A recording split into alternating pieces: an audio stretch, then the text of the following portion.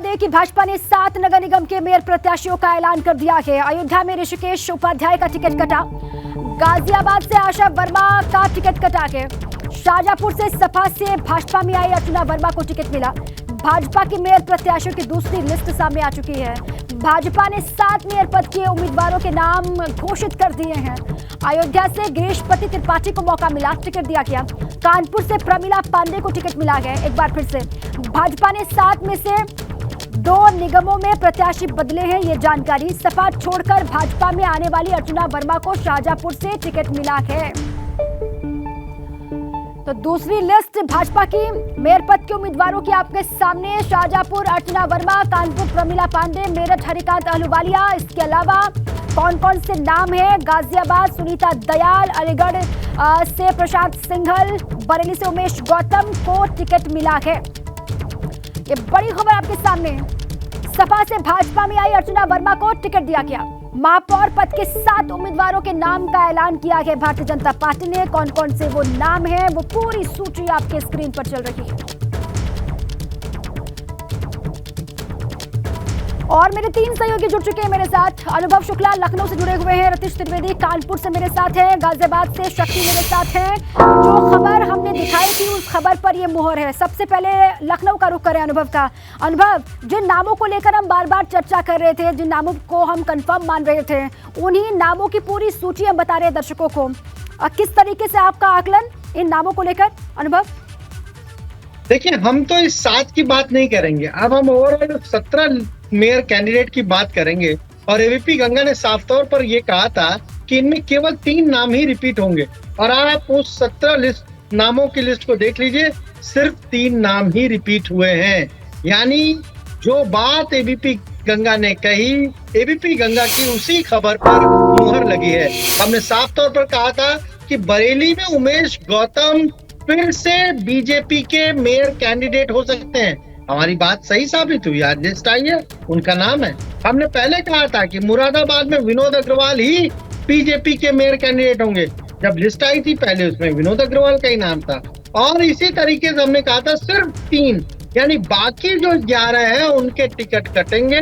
और वही हुआ। शाहजहांपुर तो नई नगर निगम है, वहां पर आज जिस तरीके से हम कहें कि समाजवादी पार्टी में सेंधमारी की बीजेपी ने अर्चना वर्मा को 5 बजे बीजेपी ज्वाइन कराती है और 9:30 बजे जब लिस्ट आती है तो अर्चना वर्मा मेयर कैंडिडेट होती हैं बीजेपी की शाहजहांपुर से। कैंडिडेट वो पहले भी थी, लेकिन तब वो समाजवादी पार्टी की उम्मीदवार थी और 9:30 बजते बजते वो बीजेपी की उम्मीदवार हो गई। तो ये देखिए, बीजेपी की स्ट्रेटजी है, रणनीति है। लेकिन सबसे महत्वपूर्ण आप देखिए कि किस तरीके से गाजियाबाद, हमने पहले ही कहा था, शक्ति भी जुड़े हुए हैं। शक्ति बार बार कह रहे थे कि सुनीता दयाल वहां से जो मेयर कैंडिडेट है वो हो सकती है। हमने बार बार कहा कि गाजियाबाद में बीजेपी इस बार आशा शर्मा का टिकट काटेंगी। और आपको एक और बात बताएं, हमें कुछ समय पहले आशा शर्मा मिली यहाँ लखनऊ में, एक बड़े पदाधिकारी के यहाँ, एक बड़े मंत्री के यहाँ मिली और हमने उनसे बात करने की कोशिश की। तो उन्होंने साफ तौर पर कहा कि भाई आपको तो पहले ही पता है कि मेरे साथ क्या हो रहा है, मेरा टिकट तो कट रहा है। तो कहीं ना कहीं जो बात एबीपी गंगा ने अपने दर्शकों को बताई निकाय चुनाव को लेकर, कौन मेयर होगा, किसका टिकट कटेगा, उन सारी ही खबरों पर एबीपी गंगा के एक बार फिर से मोहर लगी है। बिल्कुल ठीक। जिन नामों को लेकर हम कह रहे थे कि इनका आना तय है वो हुआ, जिनको लेकर हम कह रहे थे कि ये नाम कटने तय है वो नाम कटे भी हैं। मोहर है एबीपी गंगा की खबर पर। गाजियाबाद से शक्ति मेरे साथ बने हुए हैं। शक्ति, आपका तो आकलन एकदम सटीक बैठा। आशा शर्मा का टिकट कटेगा ये आप कह रहे थे, और सुनीता दयाल को टिकट मिलेगा ये बार बार आप बता रहे थे, और वही हुआ भी। शक्ति, ये देखिए, बिल्कुल अगर सुनीता दयाल का कद माने तो पार्टी में कद उनका बहुत बड़ा है। वो प्रदेश उपाध्यक्ष हैं इस समय, प्रदेश यानी कि बीजेपी पार्टी की प्रदेश उपाध्यक्ष है। उन्हें दरकिनार करना इस समय कहीं भी पॉसिबल नहीं था। शुरू से हम यही बात कह रहे थे। अगर बात की जाए सुनीता दयाल की, तो सुनीता दयाल 2017 के जो मेयर पद के प्रत्याशी थे उनमें भी उनका नाम था, लेकिन उस समय आशा शर्मा बाजी मार गई थी। लेकिन इस बार जब से हमने आशा शर्मा के टिकट कटने की बात कही थी तो मैडम बड़ी गुस्से में थी। कई बार हमारी बात हुई तो उन्होंने कहा कि भाई एबीपी गंगा को तो सब पता है किसका कट रहा है और किसको टिकट मिल रहा है। तो फिर एबीपी गंगा ही बता देगी कि इसको टिकट मिल रहा है। लेकिन एबीपी गंगा ने बताया था, स्पष्ट तरीके से बताया था कि सुनीता दयाल का टिकट होने जा रहा है। हालांकि हमारे पास एक दो नाम और भी थे, लेकिन उस समय आशा शर्मा का नाम हमारे पास नहीं था, यानी कि आशा शर्मा का जो टिकट था वो कट चुका था और ये हमें अपने सोर्सेज से पता चल चुके थे। तो एबीपी गंगा, यानी कि अगर चुनावी समर में कहीं जाना हो और पता करना हो तो एबीपी गंगा स्पष्ट तरीके से बता देता है कि होने क्या वाला है, क्योंकि हमारे सभी रिपोर्टर जमीन पर रह के कार्य करते हैं और जो पदाधिकारियों की बात है, जो कार्यकर्ताओं की बात है, वो टीवी स्क्रीन पर लाते हैं और जितने भी जनता होती है उनको बताते हैं। तो यहाँ पर जो सुनीता दयाल है, हालांकि सुनीता दयाल का जो कैरियर है वो काफी पुराना है और ये शुरू से ही बीजेपी पार्टी की सदस्य रही हैं, कार्यकर्ता के तौर पे इन्होंने कार्य किया था और इनकी दिल्ली में मानी जाए तो पकड़ काफी मजबूत है। ये हमने पहले भी बताया था और प्रदेश में इस समय काफी मजबूत पद पर है। तो सुनीता दयाल का नंबर 1 पे चल रहा, जो उनका नाम था वो नंबर 1 पे चल रहा था। हालांकि और जो भी नाम थे वो नंबर 2 या नंबर 3 की पोजीशन पे थे, लेकिन आशा शर्मा का नाम बिल्कुल भी कहीं भी नहीं चल रहा था। और हमने बार बार अपने दर्शकों को यही बताया था कि आशा शर्मा हमें प्रयास कर रही हैं, जो मौजूदा मेयर थी, लेकिन उनका टिकट होने वाला नहीं है, क्योंकि सुनीता दयाल एक मजबूत उनकी पकड़ है और कद्दावर नेता हैं। अगर बात की जाए उत्तर प्रदेश की, क्योंकि प्रदेश टीम में प्रदेश उपाध्यक्ष, यानी कि प्रदेश उपाध्यक्ष टिकट मांग रही थी गाजियाबाद मेयर का, जो टिकट देने की लाइन में होती हैं, कहते हैं वो सिर्फ और सिर्फ एक मेयर का टिकट मांग रही थी, तो उन्हें मेयर का टिकट क्यों ना मिले। अगर सुनीता दयाल की बात करें तो सुनीता दयाल गाजियाबाद में एक चुनाव लड़ चुकी थी, उस समय समाजवादी पार्टी की सत्ता थी और यहाँ पर उपचुनाव हुआ था और उपचुनाव में जो जीत मिली थी वो सुरेंद्र मुन्नी को मिली थी, जो कि समाजवादी पार्टी की आप ये कह रहे हैं कि वो उनकी पकड़ बहुत अच्छी है, बहुत मजबूत है, अच्छा खासा प्रभाव है, जिसको ध्यान में रख करके ही उनको इस बार मौका दिया गया है। आप रहे हमारे साथ। रतीश का रुख कर लेती हूँ। रतीश, देखिए, प्रमिला पांडे को लेकर बार बार ये कहा जा रहा था, 2 खबरें कानपुर से आ रही थी।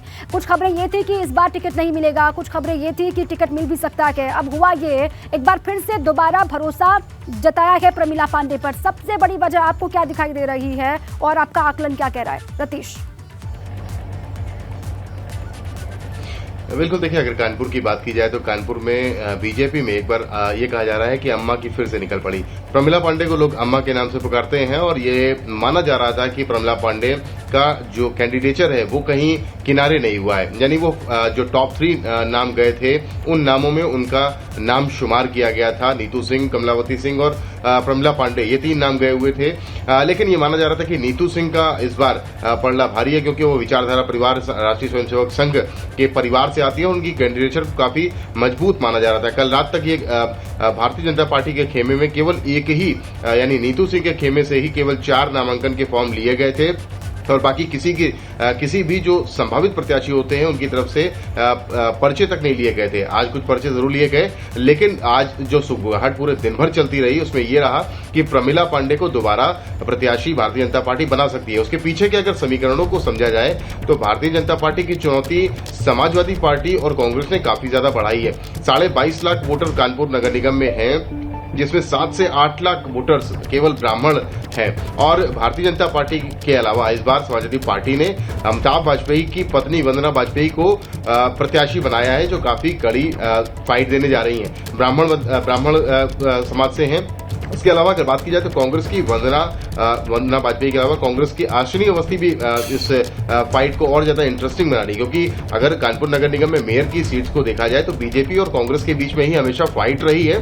तो 2 ब्राह्मण कैंडिडेट आने के बाद भारतीय जनता पार्टी के जो थिंक टैंक है उन पर काफी ज्यादा दबाव था, क्योंकि भारतीय जनता पार्टी अपने बेस वोट बैंक और भारतीय जनता पार्टी का जो वोट बैंक कहा जाता है ब्राह्मण वोट मतदाता, उसको रिजाने में और उसको टूटने में किसी भी तरीके से कोई भी कोर कसर नहीं छोड़ना चाहती थी। इसीलिए बार बार मंथन हो रहा था और भारतीय जनता पार्टी ने एक बार फिर से ब्राह्मण कैंडिडेट को उतारा है, यानी समाजवादी पार्टी हो, बीजेपी हो, कांग्रेस हो, तीनों ने ब्राह्मण मतदाताओं को मैदान में उतार करके इंटरेस्टिंग फाइट कर दी है। मुकाबला काफी ज्यादा त्रिकोणीय हो गया है। और समाजवादी पार्टी का ब्राह्मण मतदाता आ जाने के बाद भारतीय जनता पार्टी के तमाम नेताओं से हमारी बातचीत हो रही थी। उनका ये कहना था कि किसी ब्राह्मण को ही उतारना पड़ेगा, क्योंकि अमिताभ वाजपेयी की पत्नी के मैदान में आ जाने के बाद इंटरेस्टिंग हो गई है कानपुर नगर निगम की महापौर पद की लड़ाई, और ऐसे में प्रमिला पांडे का पलड़ा भारी होता गया। और इसके अलावा एक और जो हमने अपने दर्शकों को कुछ दिन पहले बताया था, जो यहाँ पर दो फाड़ बीजेपी में दिख रहे हैं, पचौरी गुट और महाना गुट। इसमें ये कह सकते हैं कि महाना गुट चूंकि काफी करीबी मानी जाती है सतीश महाना की प्रमिला पांडे, और दोनों में भाई बहन का रिश्ता भी है, तो ऐसे में कहा जा सकता है कि सतीश महाना गुट काफी ज्यादा भारी पड़ा पचौरी गुट पर, क्योंकि सत्यदेव पचौरी जो कानपुर के सांसद है, उनकी बेटी है नीतू सिंह, उनका नाम काफी ज्यादा प्रबल उम्मीदवार के तौर पर बताया जा रहा था। लेकिन प्रमिला पांडे का जो पलड़ा भारी पड़ा और उनको प्रत्याशी भारतीय जनता पार्टी ने बनाया है।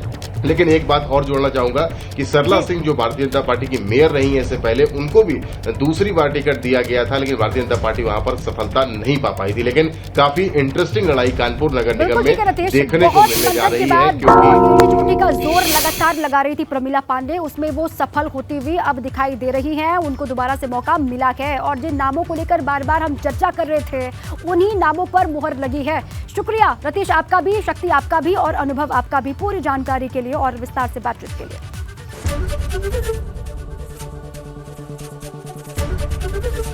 एबीपी गंगा, खबर आपकी, जुबान आपकी।